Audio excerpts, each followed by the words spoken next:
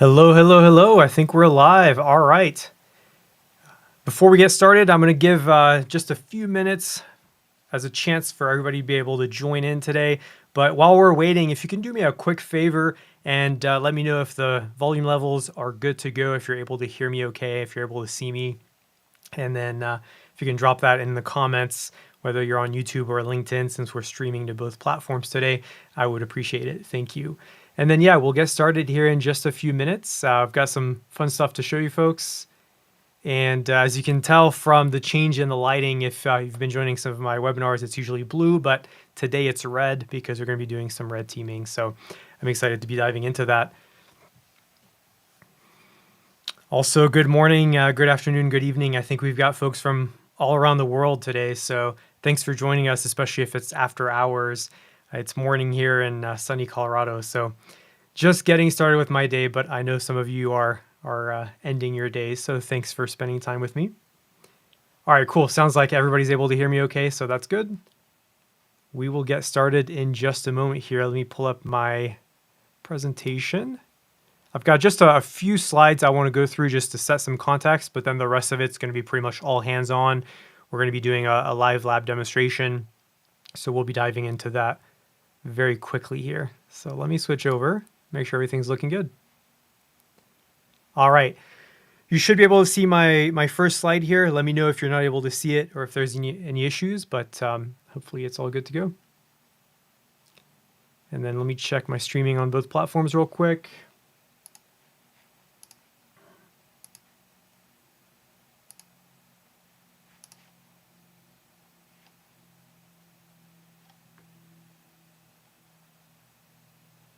Perfect. Looks like we're good to go. All right. So as we're getting started, I've got a quick question for you. If you want to drop a comment, let me know. Just to give me a gauge of where everybody's at with their understanding of AWS Lambda. I'm just curious to know if you have any experience with AWS Lambda so far. Like, have you deployed any functions on there? Have you kind of looked at it? Have you deployed any full-fledged applications? Let me know in the comments. That gives me a good idea of what level to speak to. It's totally fine if you're a complete beginner to AWS Lambda, or if you're more of a veteran. I'm sure you'll also get some good information from this, but that way I know where everybody stands. This session is going to be focusing on finding risky functions in AWS. So we're not going to spend as much time on what is AWS Lambda, what is serverless, how does it work. We could always do that as a separate webinar, and I've got a full lab that can help you with that as well. But really in today's session, we're going to be focusing on the actual enumeration side of if we have Lambda functions in an environment, whether it's your own environment or whether it's one of your clients who's hired you to find vulnerabilities, or maybe you're just a security researcher and you come across something related to Lambda, what do you do to get information from that environment about the serverless functions and potentially also find some vulnerabilities? So that's what we're going to be focusing on today. All right, so we've got some folks responding here with basic experience, which is good. I think it's the perfect level for what we're going to be doing today. So let me know if anybody else has different experience level than that, and I can adjust my presentation to it. Okay, so let's go ahead and dive in. So today's agenda is jam-packed with information and especially hands-on information, but we're going to be taking a look at a few different things here. The first one is that we're going to be talking about Cyber's AWS Lambda security series and where this specific lab that we just launched this morning as part of this presentation here fits into that entire series. So we'll be spending a little bit of time in that, and then we'll actually launch the lab environment, and I'll do a step-by-step walkthrough of enumeration techniques in a real AWS environment that you will also have access to. And then after that, I'll share some additional resources, both free and paid, that you can use to take what you learned today and keep going with it, right? Like keep going down the AWS Lambda security path. And then finally, of course, we'll end up wrapping up and go from there.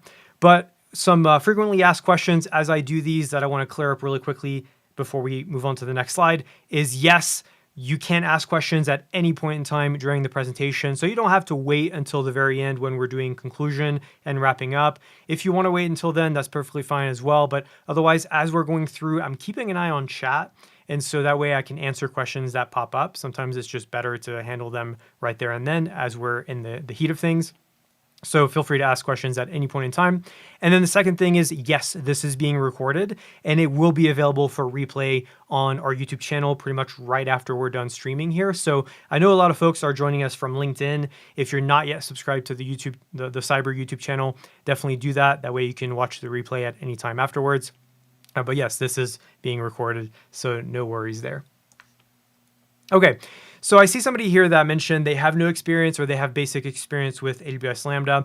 If you have no experience with serverless or AWS Lambda, then this presentation might be a notch above what you need, but stick around. You might still learn some useful information, but we also have some resources to help you if you're a complete beginner to AWS Lambda. Speaking of, I want to kind of start off by laying down what a typical Lambda attack path would look like, and then what we're going to be focusing on today in the presentation. So when you think about a typical Lambda attack path, you usually have a few different steps at a very high level. The first step is going to be the discovery phase, and this is true for most pen tests or most attacks, where you are trying to get a lay of the land of the environment. So when we're talking about Lambda here in particular, maybe you're trying to gather information, you're trying to enumerate information about Lambda functions to try and see if there's any sort of entry point that you can use for your security research. So maybe it's finding some sort of code vulnerability, maybe it's finding a vulnerability in the AWS environment itself, like maybe it's related to permissions. So here we have a second stage as permission analysis. So hopefully you have a little bit of experience with AWS and how permissions are set up.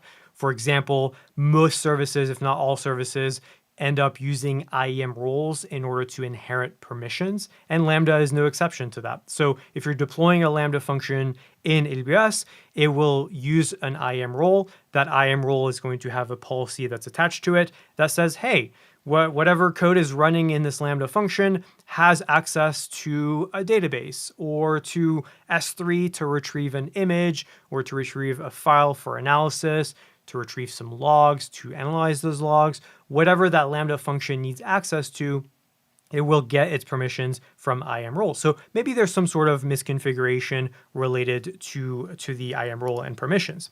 And then typically the final stage, or one of the final stages, is going to be the actual function exploitation. So once you've gone through and you've done discovery and maybe you found some permission issues, now you've got all the information you need to actually try and exploit it. If your engagement calls for exploitation, a lot of times they don't. A lot of times they're like, okay, well, you've kind of demonstrated that there's an issue here. Just submit the report and we'll take it from here. But in other cases, they may actually ask you to go through the entire thing and try to exploit it to show that there is real impact and not just theoretical impact, right? So that way they're not wasting time on it. And so in that case, if you think of Lambda functions, even though they're serverless and you're not technically managing any servers behind the scenes, they still behave in a similar way to a traditional web application.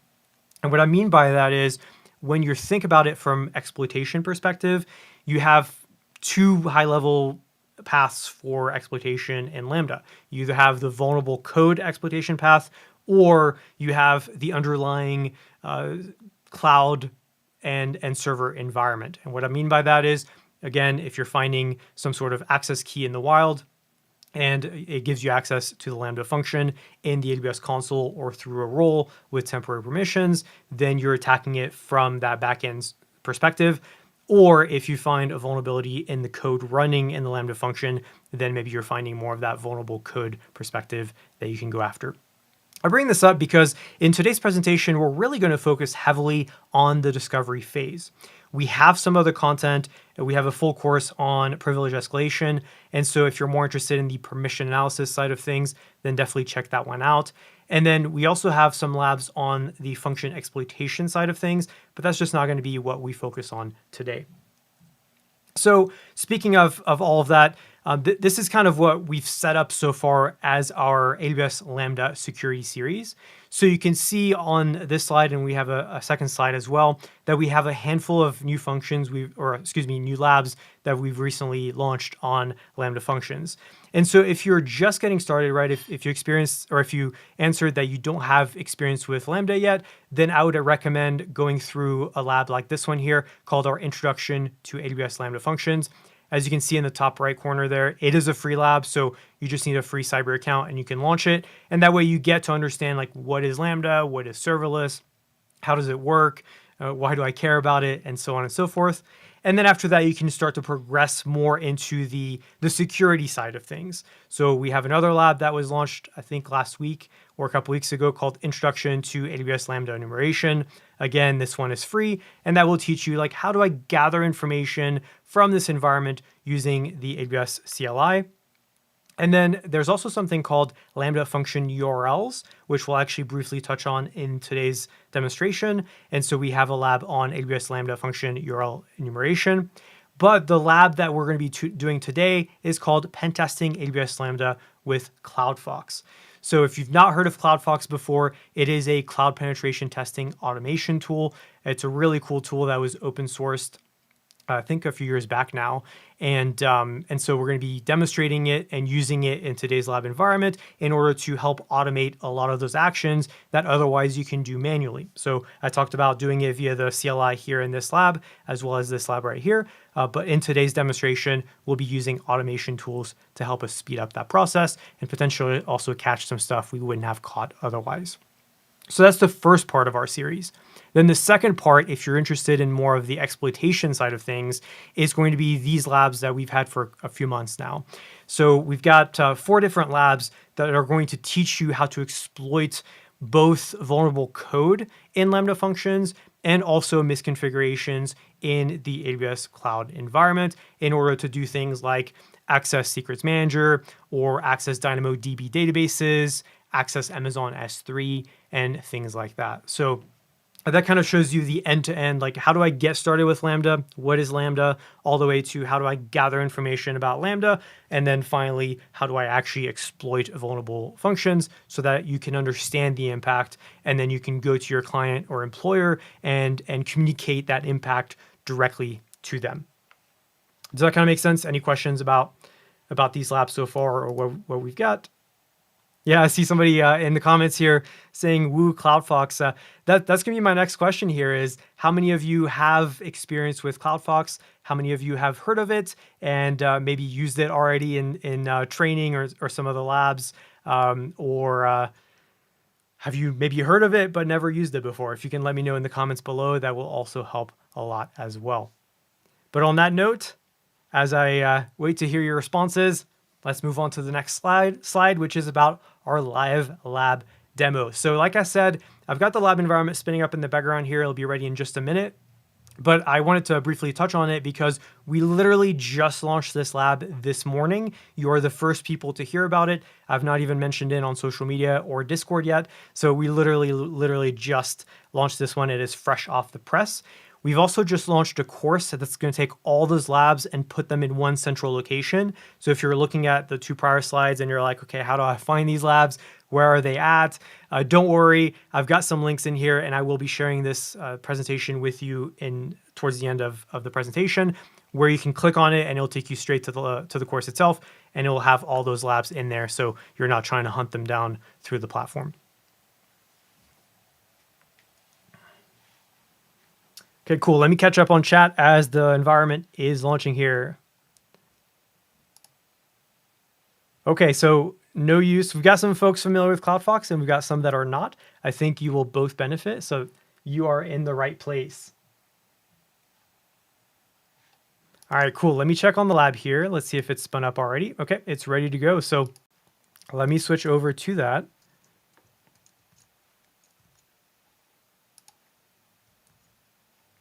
So like I said, this lab environment just launched. It is now available and it's available for free, but do me a favor and don't launch it just yet. Go ahead and wait. And the reason I say that is because I don't want you to get distracted with trying to set up your own environment and then trying to follow the lab guide or trying to follow me at the same time. Like, this is free. You'll have unlimited access after we're done here. So for this presentation, just go ahead and follow my lead or just watch me do it. And then after it, you can go through it yourself. I'm also not going to go through every single step that I've outlined in the lab guide here in this presentation. That way you'll have a couple surprises that are left over and that you can go through. So don't worry, you're not missing out on anything by waiting. But once you launch the lab environment, you'll notice that we have the access key ID. We also have a secret access key. And then we also have console access. But the console access here is really just to give you access to Cloud Shell. And what I mean is, if you don't want to use your local CLI, like maybe you're on a corporate laptop or something like that, and you can't do it or you don't have permissions to do that, then all you have to do is you can actually go through and you can use the Cloud Shell. So let me put these side by side. You'll use this URL to open up a new window. You'll click to copy the username and put that in the IAM username box. And then you'll go to password and do the exact same thing. And then you'll click on sign in. Once you've done that, you can close these out here. And then you'll notice there's a little terminal icon called Cloud Shell. Alternatively, you can also click on the search and search for it there, which is what I'll do. And then you'll click on Cloud Shell. So this is a browser-based shell that automatically gives you access to the AWS CLI. So you don't have to install anything on your system if you don't want to. I'm not going to use that today though. I just kind of wanted to show you really quickly how to set it up.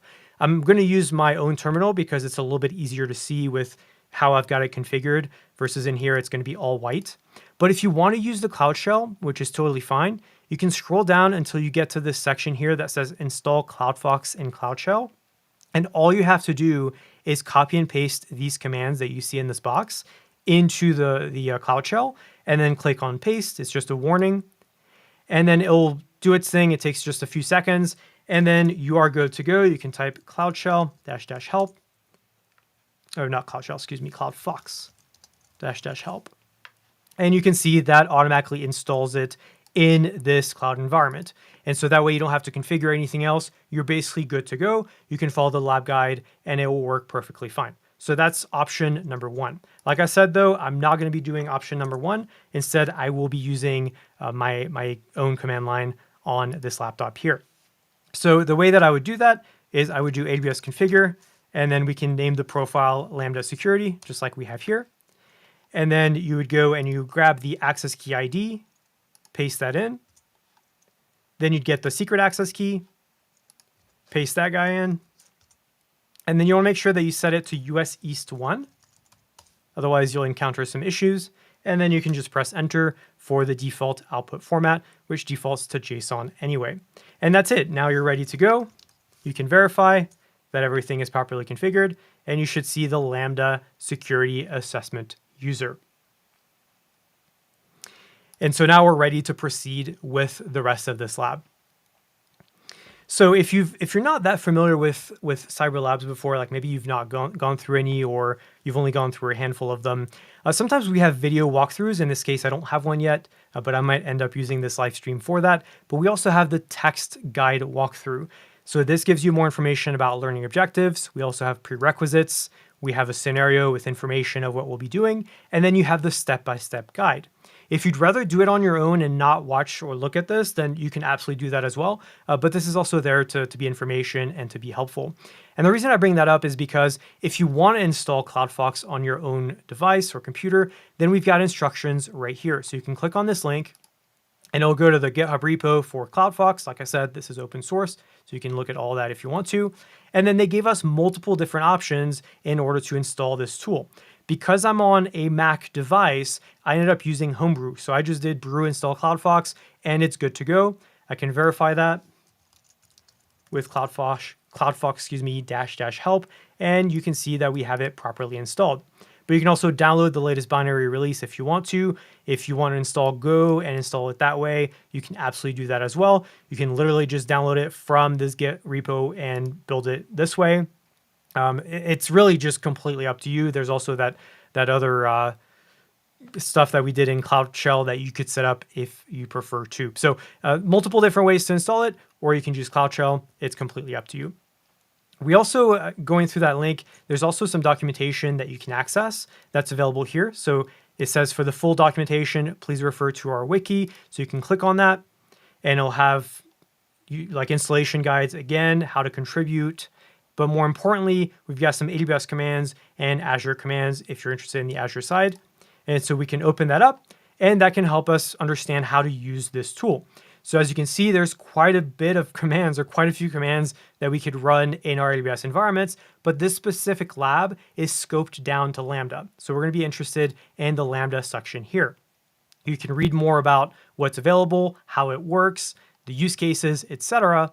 But what we're primarily interested in today is going to be the example usage. So here we have a command that says CloudFox AWS, and then it passes in a profile if you want to use a different role, for example. We don't need this today. And then you can also pass in the command of Lambda and then a verbose command if you want to, although I believe nowadays it actually defaults to V2, so we can leave that off as well. But basically what we can do is we can literally copy and paste this, and I'll just remove some of the excess stuff that we don't really need. So we'll just do CloudFox AWS Lambda, and then we will pass in our profile of Lambda security, which will give it the correct credentials. So if we press enter, we can see right away it gets started. We don't even have to do anything else. It scrapes a lot of information for us. It saves a ton of time and a lot of mental effort, and it spits out a bunch of output. So let's actually talk about what this output is, what it looks like, what information it gives us, and where to go from there. So if you've never used CloudFox before, it gives you quite a bit of information out of the box, and then it also generates some files that we can use. So you can see here it says we're using AWS caller identity. That way it spits out the user or role or temporary credentials that we've assumed. Now here it says account is not part of an organization.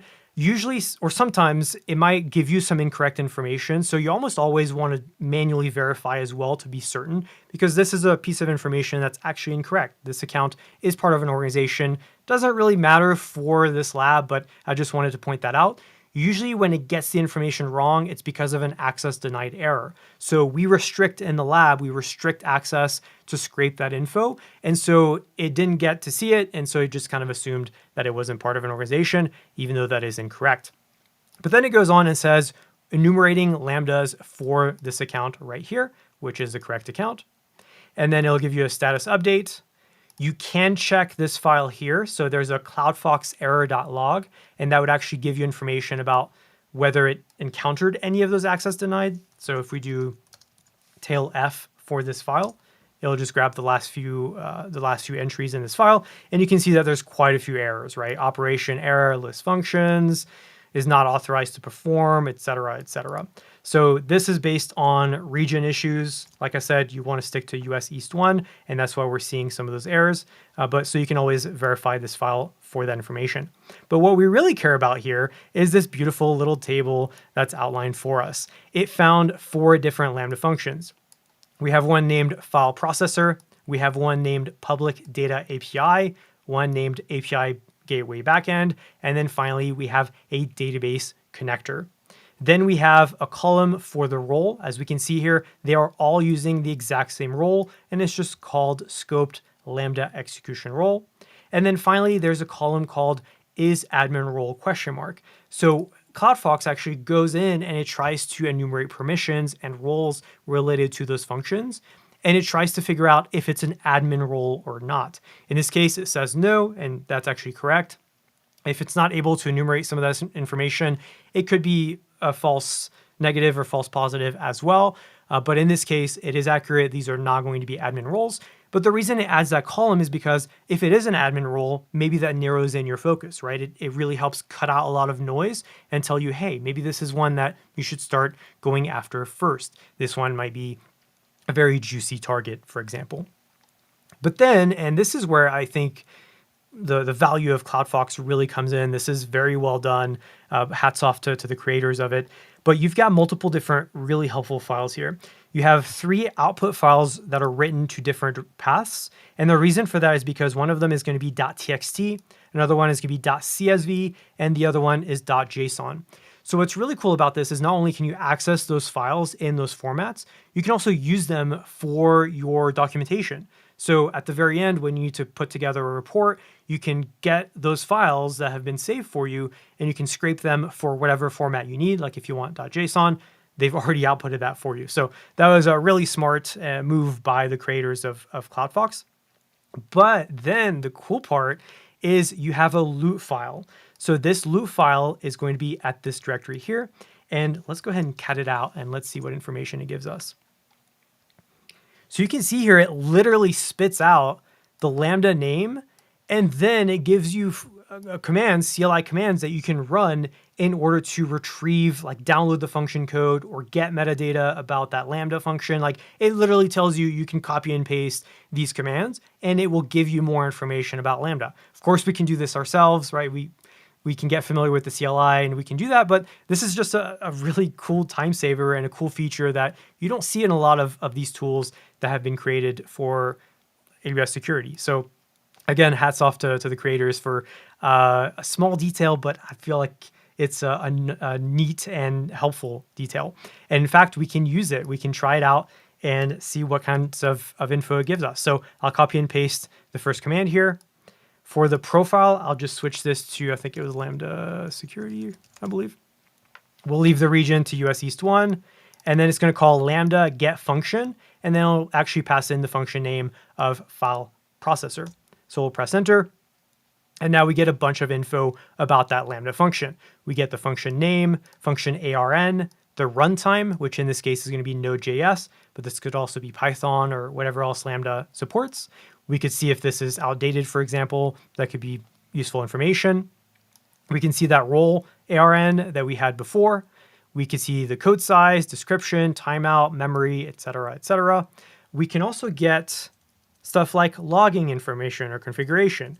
We can get the actual code location. So you could download the code of this function using this file URL here, and so on and so forth. So literally just from a couple of commands that would otherwise probably take 5 times as many commands to get to this point, we just ran that Lambda enumeration function or call, to CloudFox, and then it gave us that loop file. In that loop file, we can start copying and pasting some of those commands, and we get a treasure trove of information with basically just 2 or 3 command or keystrokes, which is really, really cool. So let me pause here for a second. Let me check chat, see if there's any questions. If you have questions about what I've done so far, if you're confused about what's going on, let me know in the comments below. And now's a good time to get you back up to speed before we move on to the next part of this presentation. So any confusion, definitely let me know. So Max is also asking if we will add this to the red team path. Yes, thank you for reminding me. I need to do that right after this. I need to add that course to the red team path. And if you're not familiar with our learning paths, what they're referring to is you can go to com/learning paths. And you'll see here that we have an AWS red team learning path. And so I need to go in here and actually add it to this path, because as you can see, I don't have it added there. You can click on this here and it'll take you to the hands-on labs, and then you will see them there. But I will be adding that course to the red team learning path. So thank you for reminding me, Max. Appreciate it.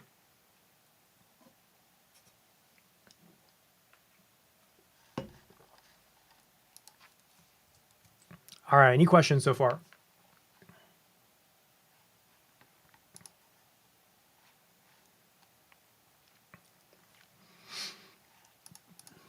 So as I'm waiting on the questions to come in, because there is a little bit of a lag and delay with streaming, of course, what I'll do is I'll paste in this next command here, which I think I want. Which one do I want?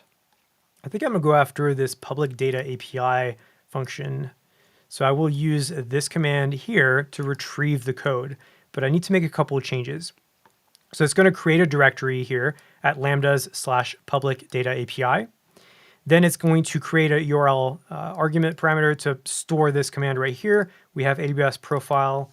I need to pass in Lambda security.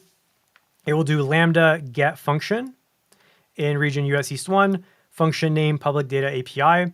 And then it will use a utility JQ, which you may have to install if you don't already have it on your system. Super valuable. Highly recommend doing that to grab that code URL location. And then it will use curl in order to download it locally. So if we press enter, that should work just fine.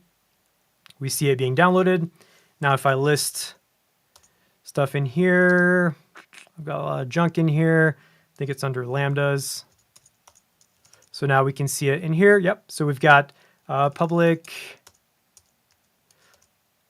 Actually, yeah, I think there's a bug in how it extracts, downloads and extracts and creates the directories. So what you can do instead is you can always just run unzip for that. Nope, that's not the right one. For public data API. My autocomplete kind of tweaks out sometimes, so you always want to double check. Let's see, public data API. Oh, of course. So now if we list the directory, we've got index.py. And so we can do cat index.py.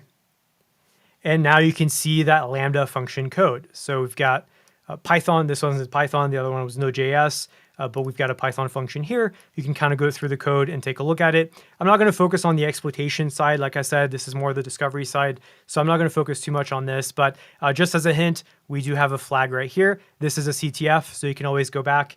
And actually, let me do that because that's always fun to do. Oops. So we'll go back and we can submit the flag here. There's another way that you can retrieve this flag, and if there's time, I will show you how to do that at the very end here. We've got a couple ways to capture this flag, but there we go. We've now completed the CTF and captured the flag, and so you'll be able to do that on your own as well. Okay, let me check the chat. It looks like there's a question here. So the question is, how do AWS native security mechanisms like guard duty or other built-in detection features respond when Lambda functions are enumerated during a pen test using tools like CloudFox? Yeah, that's an excellent question. And my answer is you really should test this out and see for yourself as well. So set up guard duty in the environment, and then actually set up some vulnerable functions. Maybe you add it with CloudFox and see when it's able to respond and not.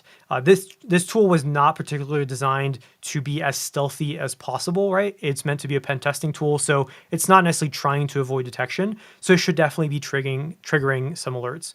A couple of other things I would say with this is, especially with Lambda, a really helpful service if you're trying to find vulnerabilities in Lambda functions, like the ones that we're seeing here, is using something called Amazon Inspector. So Inspector has functionality that can actually go through and scrape or look at your Lambda functions, and it'll look for stuff like hard-coded or vulnerable code. Of course, it's not going to catch anything, just like guard duty is not going to catch everything you do with CloudFox, but it would definitely catch a lot of these mistakes that we have in our code or in our Lambda code here as examples. So yeah, great question.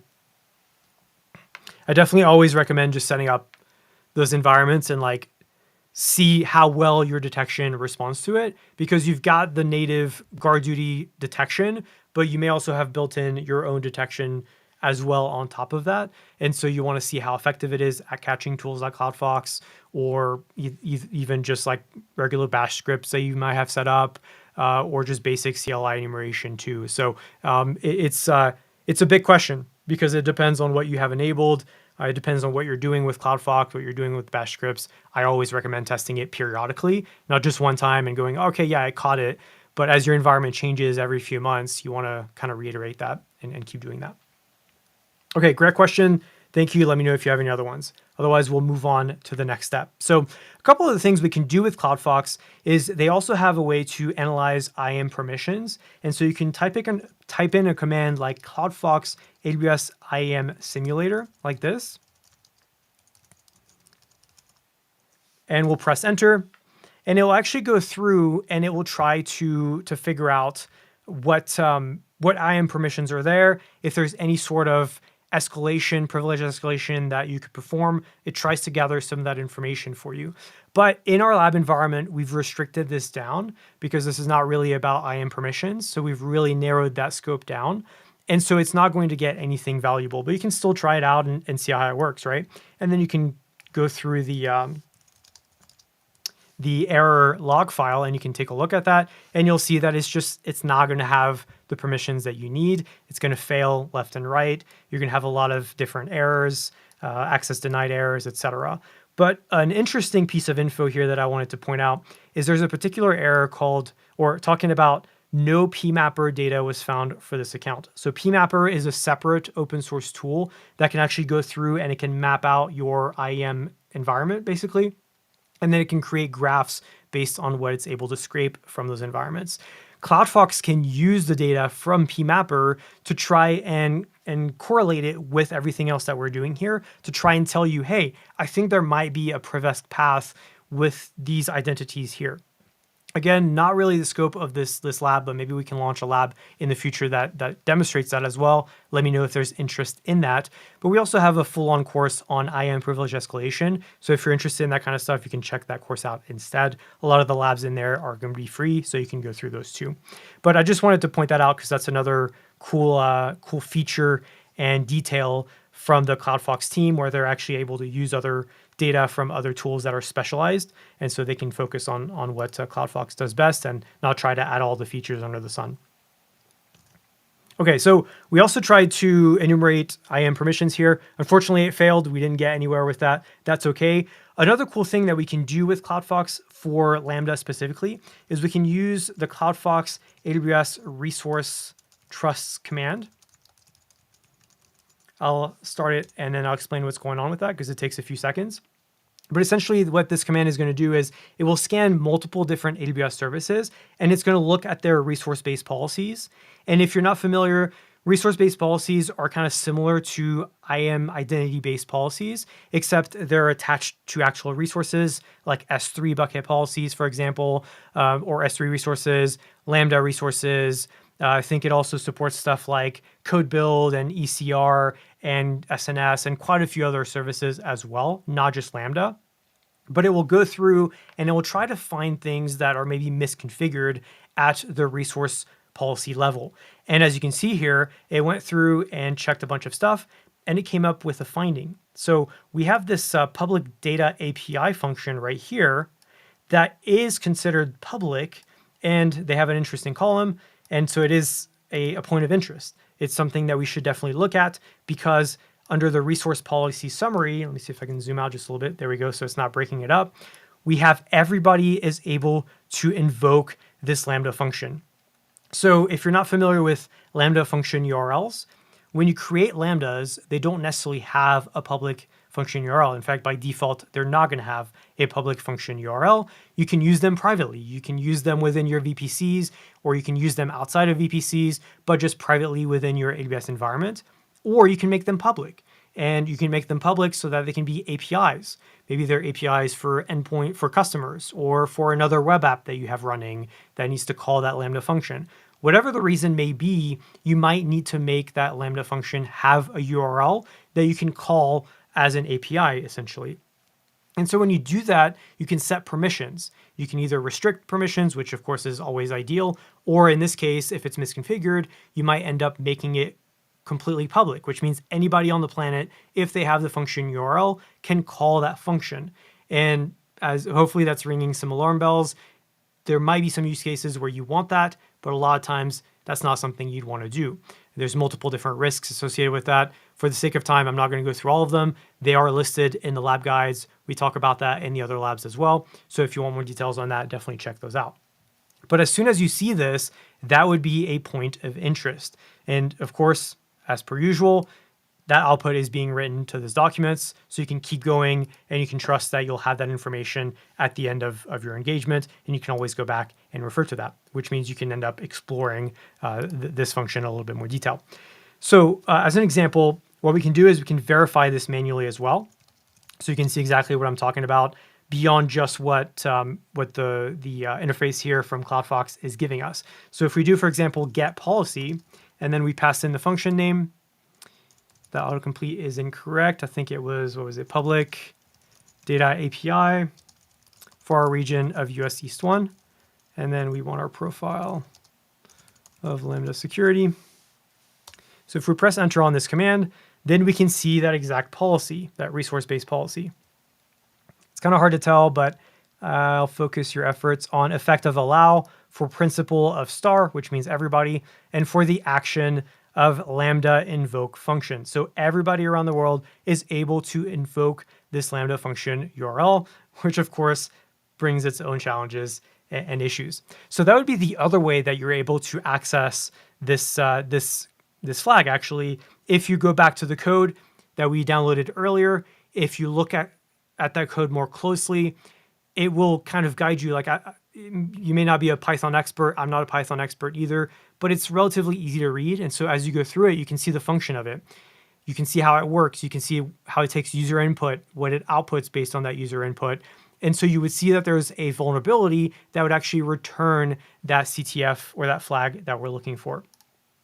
And I saved the command here so I don't have any typos, but what you would eventually come to the conclusion of is you could pass in our payload here.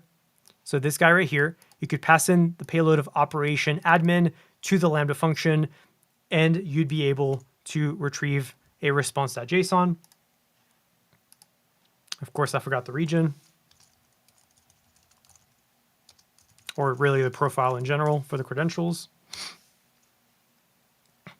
And so now we should have a response.json file that was generated since I wrote it right here. We'll press enter. And so now again, we've captured the flag, but from a different angle. And so this kind of shows the difference between the vulnerable code aspect of things versus earlier when we downloaded the code from the environment. That's more of the AWS misconfiguration vulnerability, right? But either way works, at least in this particular example. And so you can typically attack it from a couple of different angles. And that was really the main point of this lab, was to show those different angles, to show the vulnerable code side and to show the AWS misconfiguration side, but all using CloudFox in order to get that initial information and then moving more into the AWS CLI part of things and actually manually going after it to demonstrate the exploitation side. So any questions about what I've been able to show here? Any thoughts, any concerns, anybody confused about what's going on? Happy to spend some time and walk through that a little bit more.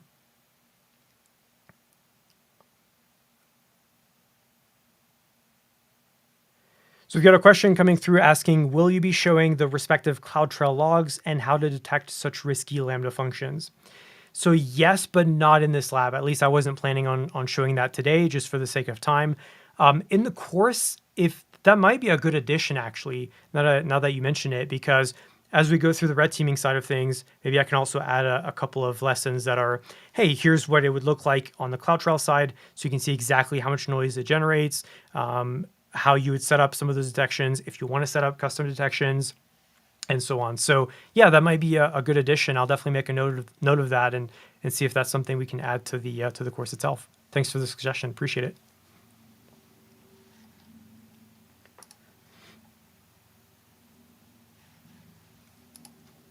Cool. Any questions? Any thoughts? Any concerns? Anything you want me to cover that I haven't covered yet?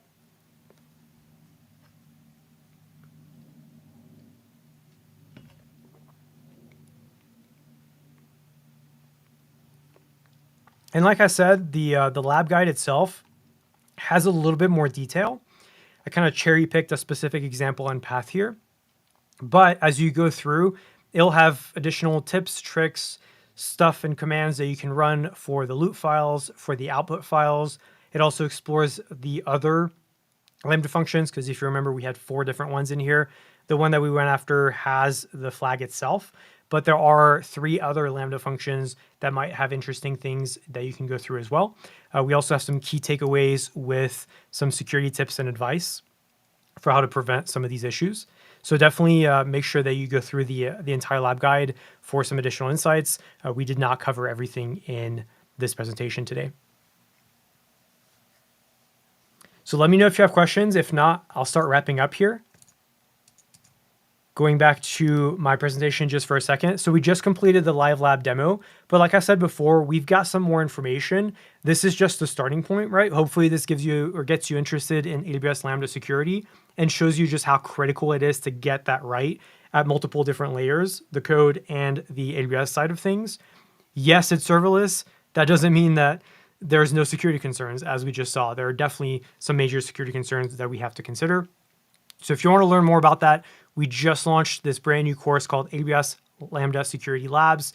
It's available on Cyber for free. Some of the labs are going to be premium. The others are going to be free as well. So even if you don't have a Cyber premium account, you can still take advantage of the many free labs that we have in that course.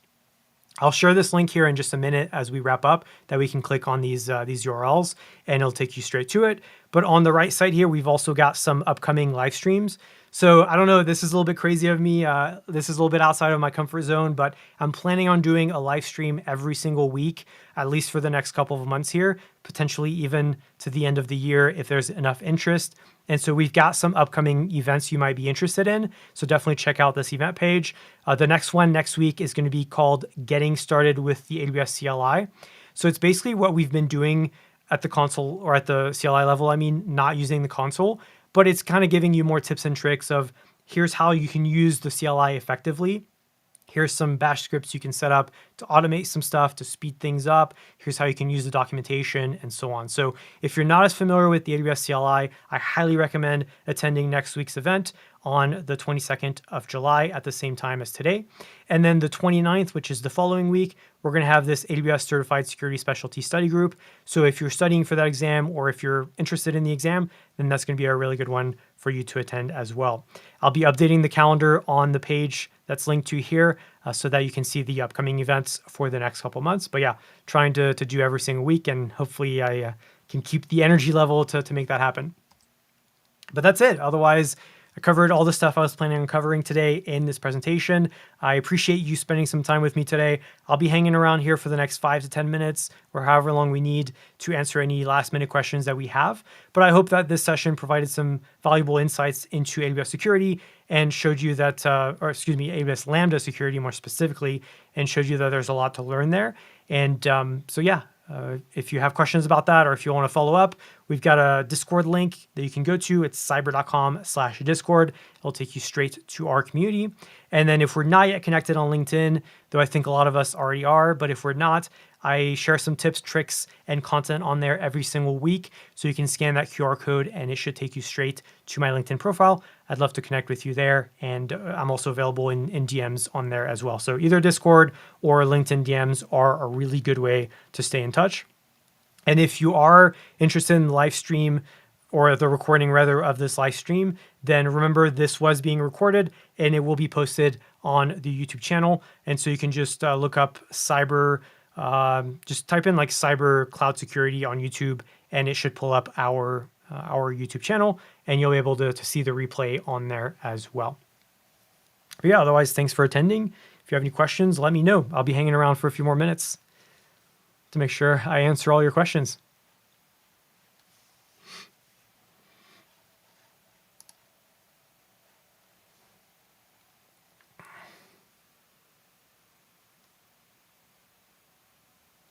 Sorry, I'm not sure what you mean, Bailey, about 6th of June through 7th of July.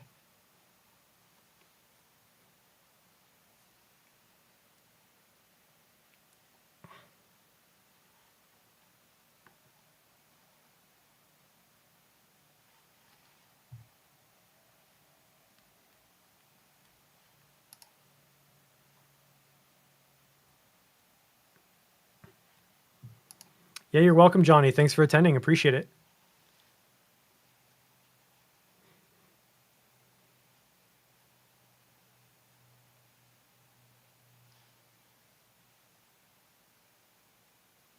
Oh, did I get the dates wrong? Oh, yeah, I'm in the wrong month. Whoops. Thanks for catching that. That is this month. I'm not going back in time, I promise. We are in July. That's I hardly know what day of the week it is, if we're being honest here, so I'm not entirely surprised that I got the month wrong. I do know it's Tuesday because it's live streaming day, but otherwise I would probably think it was still Monday or something.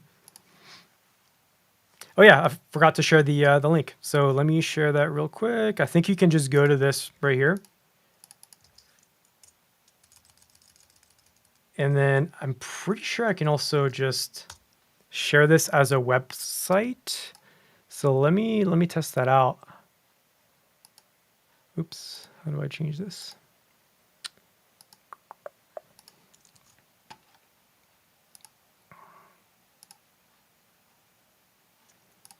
Okay, let me try to make this a web page, and then I can share that link too.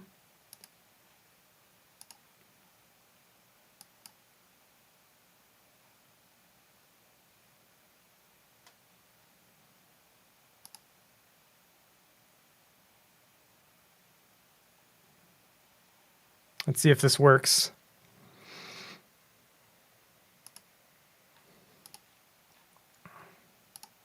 Okay, I'll try to clean up the URL at some point, maybe do a custom URL, but yeah, you can go through this web page here, and it should have all the links that are clickable. So that makes it a lot easier to access everything I was talking about. Hey, yeah, look at that. That works. Awesome.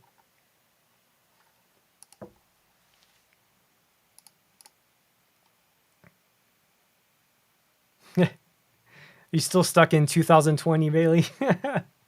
Yeah, I think a lot of us lost part of our souls in 2020, so I feel you there.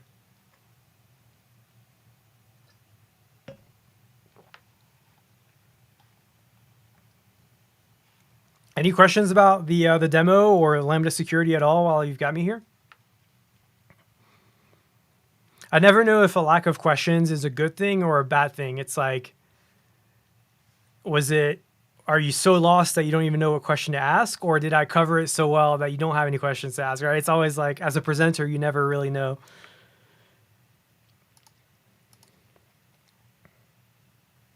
If it was too confusing, if it was at the wrong level for you, like if you felt lost going through this, then click on that link I just shared.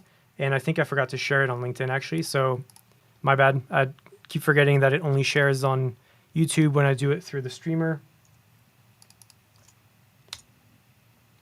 Okay, I just shared it on LinkedIn now, so you can actually access it. But I would look at the Introduction to AWS Lambda Functions lab, that first lab on the fourth slide. Yeah, the fourth slide.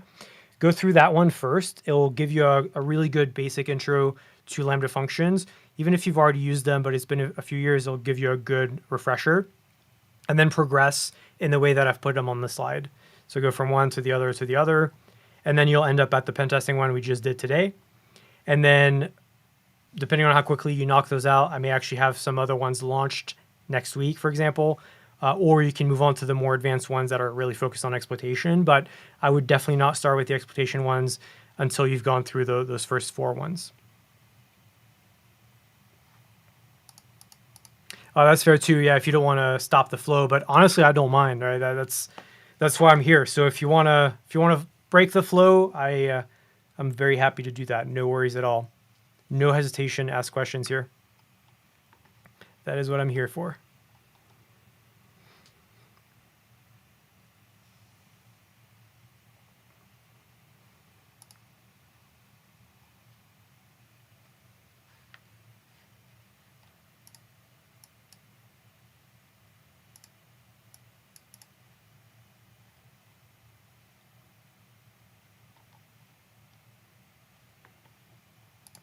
Yeah, let me know, Bailey, when you've had a chance to try the lab.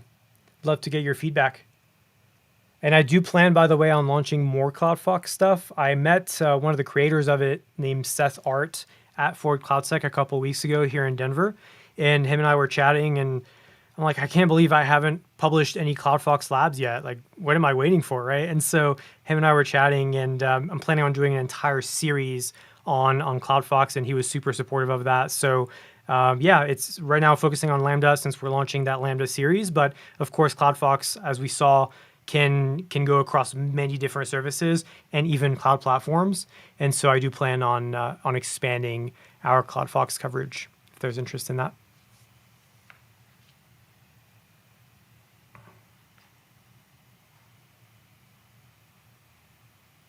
All right, well, we're reaching the end of the hour. I'm not seeing new questions come in, but if you were too shy to ask in live, which I understand, no worries. Feel free to hit me up in the DMs, and I'm happy to answer there as well. Otherwise, thanks again for attending, and we will